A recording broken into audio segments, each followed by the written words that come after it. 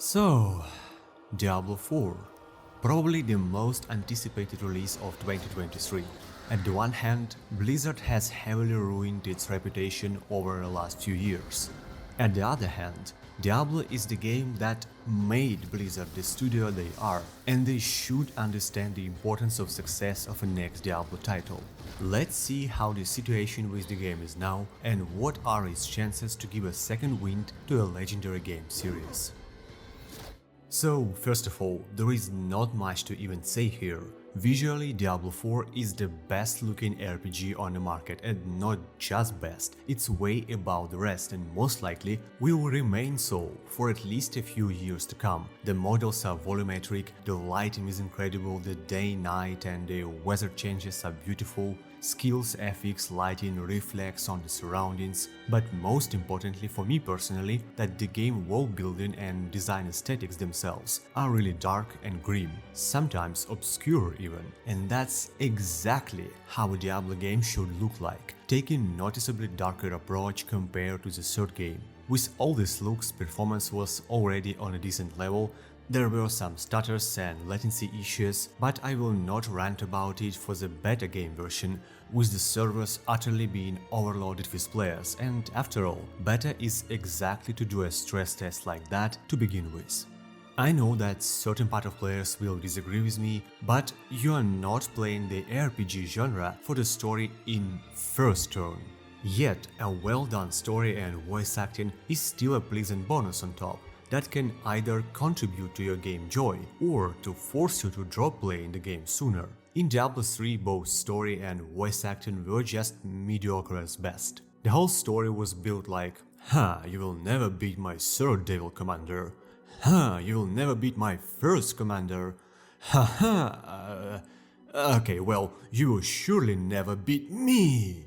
And the voice acting was just so bad that I was wondering why Blizzard, with already by those times all their money, hired some edgy teenagers to voice such an epic game. I was mostly skipping all the dialogues completely already in my first walkthrough.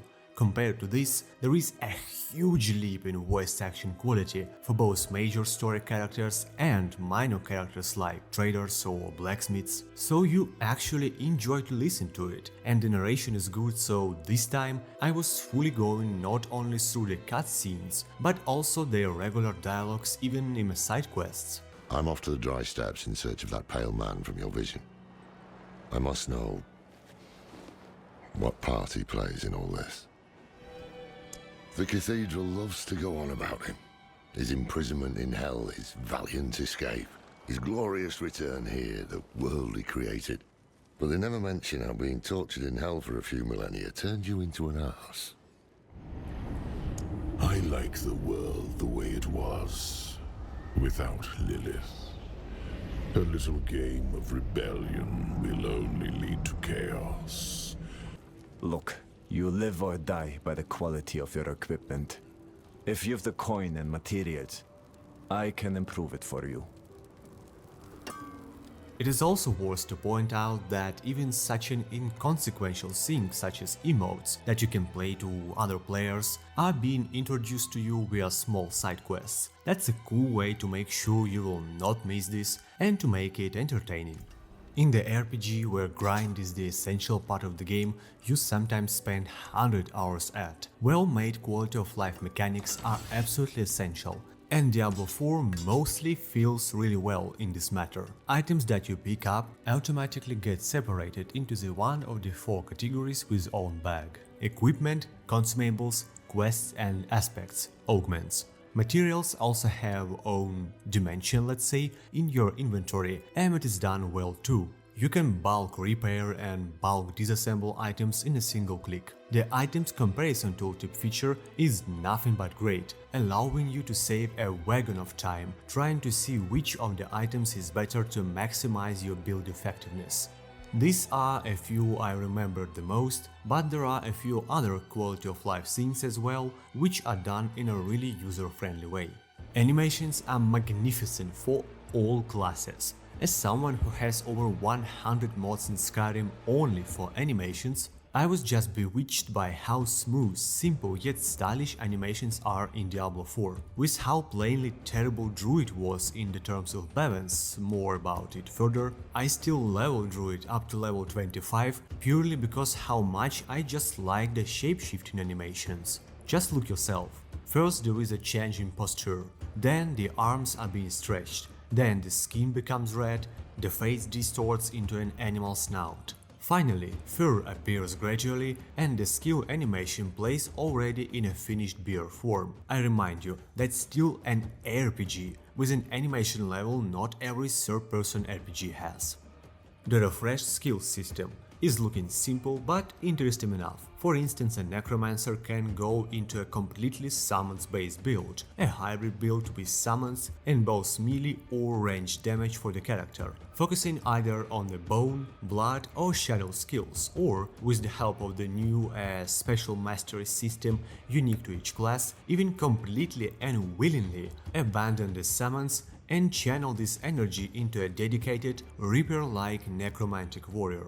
Druid and melee can become both a tank, focus on the AoE and debuffs, and a werewolf, with a focus in a single target NPC, but also take a path of wind and storm magic, as well as summon a loyal spirit companions which will actually complement every build, and so on. Class distinct additions on top of classic skill system is a neat mechanic as well that looks kinda like a more independent, extra layer of skill rune system in Diablo 3. I will show it on the example of Necromancers, the Book of the Dead Mastery. The skills in this mechanic require only a certain level to unlock and you can change them anytime you want. First of all, Book of the Dead gives every of your 3 summons, skeletal warriors, mages and the flesh golem, 3 subtypes, resulting in 9 possible combinations of your minions. Every type differs in stats, look and sometimes the damage type.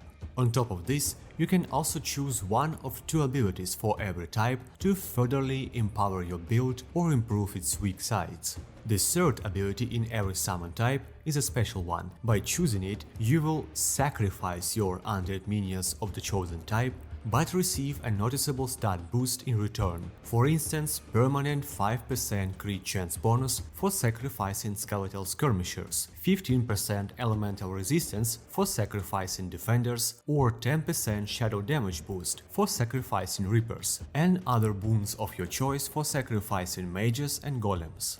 The item abilities look to be done really well, involving not just some static bonuses like skill damage modifiers or skill level uncapping, but also actually a dynamic animated abilities, which can greatly help with not just min-maxing your character build, but also making it just more visually satisfying to play.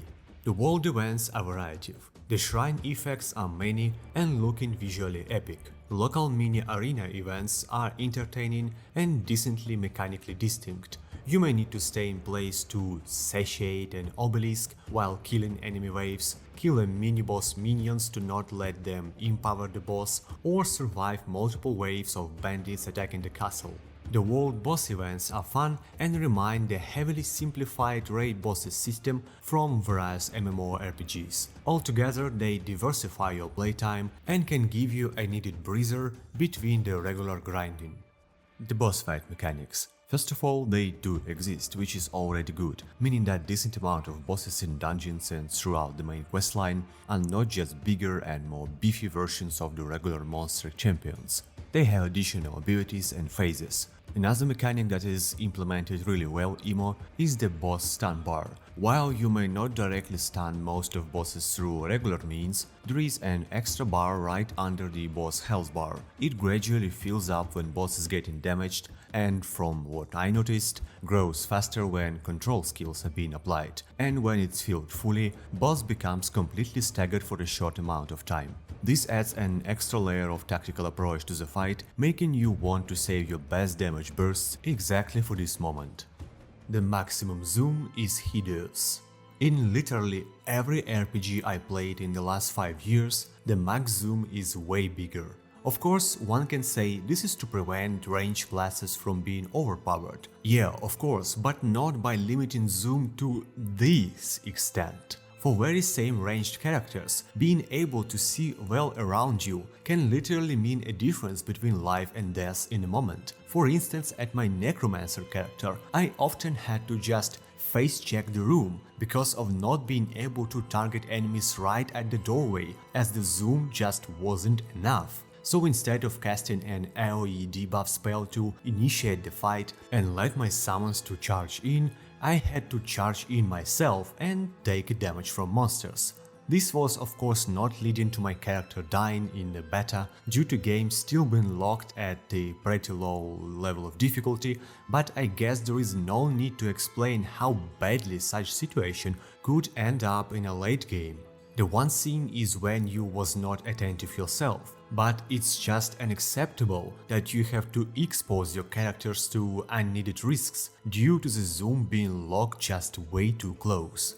You are not able to run with full map open, aka the properly done map overlay, and you are not able to rotate neither camera nor map. Here one can also say, but you was never able to rotate camera in Diablo, that's a feature. Not being able to rotate the camera was understandable somewhere back in types of Diablo and Diablo 2, but as for today, that's not a feature, that's a basic laziness of developers being explained by feature. Not only being able to rotate the camera allows you to enjoy the beautiful game world more and make some neat screenshots, but it also directly helps with the microcontrol, targeting and positioning yourself in the fights, and disabling this feature in the AAA game in 2023 is just bullshit. And there is also no search option in your stash, which also doesn't make any sense considering the stash main reason of existence, storing lots of items for your multiple characters. Can you still play without all these quality of life moments? For sure, yes, but unlike as with the character skills, where more does not always equal better, the more utility and quality of life control is available in the game, the better it is for the players, because in the game where grind and microcontrol are crucially important, cutting off these features directly damages the gameplay experience. But to be objective here, I am almost sure that at least half of these issues will be fixed till the release, as they are just way too obvious and not hard to fix in a technical sense. The current classes balance is just all over the place. Basically, Barbarian was, let's say, okay, Necromancers and Sorcerers are overpowered as hell, and Rogue with Druid are just bad. It may sound like a rash statement, but I actually respect both my Necromancer and Druid several times in completely different builds, and no matter what, my Necromancer didn't have to use dash or potions around 95% of the time and was just vaporizing enemies, while Druid was progressing around 3 times slower even through groups of common enemies. Here is the tutorial boss as an example. My Necromancer killed it in 44 seconds, while it took 7 minutes and 47 seconds for my Druid to kill it. Literally 10 times longer. And when I was playing with my mates in the 3-people party, they were Sork and Necro, after a couple of dungeons I realized that I could literally do nothing, and our time for clearing these dungeons would not change nearly at all. Such a huge difference is how useful my Druid was compared to the other 2 characters in total. Obviously, every class and build will always differ in what they are best at. Some will clear dungeons faster, some slower, but no, not 10 times slower. That's just a terrible disbalance. And considering these affects not just some one build of the class, but the whole class in general, 2 classes actually, that's lots of work. And I'm just not quite sure if Blizzard will be able to properly balance these classes till the release, which will happen in just 2 months. No auction house and inability to trade legendary items. GG. While there is a reason behind not implementing auction, various shady marketing practices, scammers, bots and such, if so, you should allow players to at least trade properly directly, and disabling the ability to trade legendary items, especially if the character builds will be still shackled behind the sets same much as it was in Diablo 3. It is just ridiculous, and that's it. You can still trade all other item tiers and sockets, Blizzard says. Yeah, amazing. I'm so thrilled about trading uncommon items at my level 70 character full of legendaries. Sheesh. While on the surface, skill system of all classes looks moderately diverse and interesting to experiment with, having over 100 skills and their upgrades per class in average, it is impossible to judge only with level 25 at hand. We know that more not always equals better. The most notable example here is a Pass of Exile, which has over 1300 skills, but the amount of actually viable character builds is literally 10 times lower than in, let's say, Grim Dawn, which has twice as less skill in total. And I'm curious how exactly it will end up here. Hopefully the character build system will be truly diverse, moreover with such a great special mechanic system like the Book of Dead already implemented. How exactly all this will turn out, time will show few months after the full release, when the player base will reach the endgame content and grinding. In Diablo 3, there was a noticeable issue with large amount of character builds solely relying on a legendary item set so much that playing the build itself till you get this complete set was extremely frustrating and not competitive compared to other builds. Clearly, grinding the item sets is an essential part of any RPG, but if you are building your character wisely, your build should be enjoyable and strong most of the time, not only virtually on the max level with the best possible gear. The dash is a weird mechanic. Dash is a dodge skill that's available and same, differing only in animation for all classes. Couple of friends of mine said that, hey, dash is cool, you're actually dying a lot if you're not using dash, so it's, well, useful. Indeed, but there is a catch here. These people were playing with Barbarian and Druid, which were clearly not the best in terms of balance in beta. My Necromancer basically was not using dash at all in combat, while my Druid was just spamming it to survive, but simply because Druid was just so bad in the beta. The point is, every mechanic in RPG should not just have sense, but also take part in your character building, just as an example for a possible skill mechanic for dash. As a Necromancer, when you're dashing over a corpse on the ground, you gain 5 essence points, or let's say the corpse explodes. It would be nice if the dash would be involved in its own way for every class differently, but in practice, we have just a couple of item bonuses for the dash uses amount and such, same for everyone, and it feels like a lazy, dumbed down replacement for something more interesting like unique class movement skills, which obviously would require more time to develop. Diablo IV features much more multiplayer aspects than any other RPG on the market currently. There are various player interactions, world bosses and the PvP areas. There is nothing wrong with this on the surface, but it is about how exactly it's done.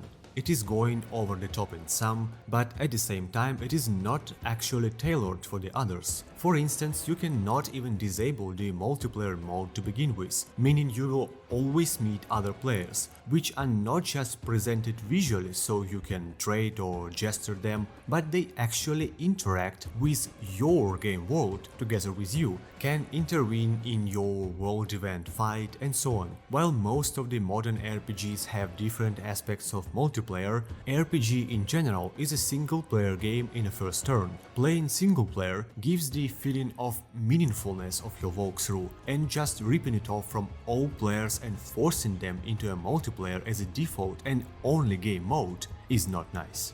Another example, the world boss events are clearly an MMO gameplay aspect, but at the same time, the game is just not tailored to it. Let's say the Barbarian Town skill doesn't work on bosses at all, making its only real purpose in this fight absolutely meaningless, and the whole world boss fight is still going in a form of a boss targeting random players, killing them, and the boss killing process just being players who are still alive, clicking on a dead players to resurrect them, and chaotically attacking the boss until it's dead. And of course, already mentioned no auction house at all, and the limited trading. In the game, that's a multiplayer by default. At least for now, Diablo IV feels like a game that is not yet an MMO but wants to be so, but already not a single player game too, aiming to take something from both but not delivering either. Between all of them, this is actually my personally biggest fear, as Diablo 4 may end up as a game that has an identity crisis, which can fundamentally damage the game balance and players' very understanding of what they are even playing in. That's it, fellas. I tried to make this video as short as possible, but boy, this is hard. It is a Diablo game after all. Diablo 4 seems to have everything in its best shape when it comes to visual and aesthetics design, but leaves some core gameplay balance aspect with a question mark, and it also acquired hybrid player mode state with a potential identity crisis which can lead to yet not clear consequences. Many of the questions to the game will be answered and revealed already couple months after the game full release, so for now I'm halting the complex verdict for the game, only giving you a food for thought yourself and the general vision of the game state. I heartily wish Diablo 4 to become an amazing RPG and succeed greatly, but will it become a new standard for RPG games, same as it already did once 20 years ago, or will it become just yet another RPG on the market and for good and all lose its genre-defining status? We will know that till the end of this year. Thanks for watching, folks, and see ya in the next video. Don't forget to enable channel notifications and join our Discord to always stay in touch. Stay tuned, stay safe and stay happy. Scimitar here, signing out.